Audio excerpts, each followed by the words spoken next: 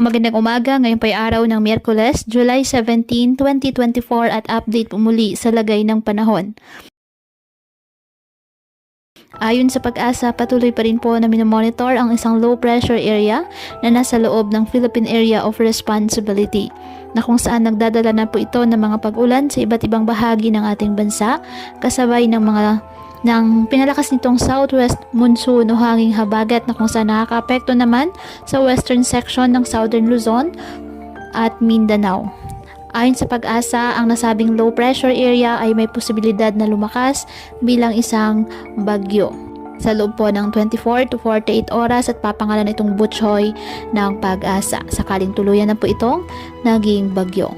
Inaasahan itong maunang maglandfall sa Eastern Visayas area ngayong gabi at dadaan ito sa Bicol Region, Mimaropa, Calabarzon area simula sa Huwebes ng madaling araw hanggang sa Biyernes po ng umaga.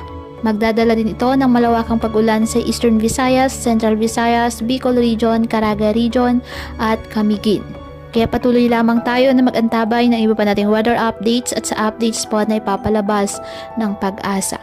Ngayong araw dahil po sa low pressure area, asahan ang maulap na halangitan na may kalat-kalat na pag-ulan at thunderstorm sa Bicol Region, Visayas, Northern Mindanao, Caraga, Davao Region, Isabela, Aurora, Quezon, Marinduque at Romblon.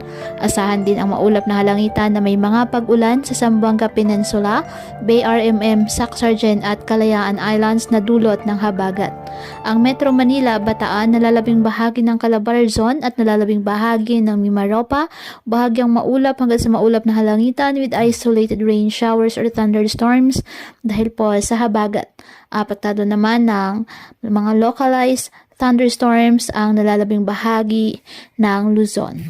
Kaya patuloy pa rin po natin na pinag-iingat ang ating mga kababayan sa banta po ng mga posibilidad ng pagbaha at pagguho ng lupa lalo na kapag may malalakas na ulan at ugaliin po na magdala palagi ng payong o hatan mo panangga sa ulan sa tuwing lalabas po ng ating mga tahanan. At yan po muna ang update sa lagay ng panahon ngayong araw. Muli patuloy po tayo na mag-ingat at palaging tandaan, God loves you. Stay safe and God bless.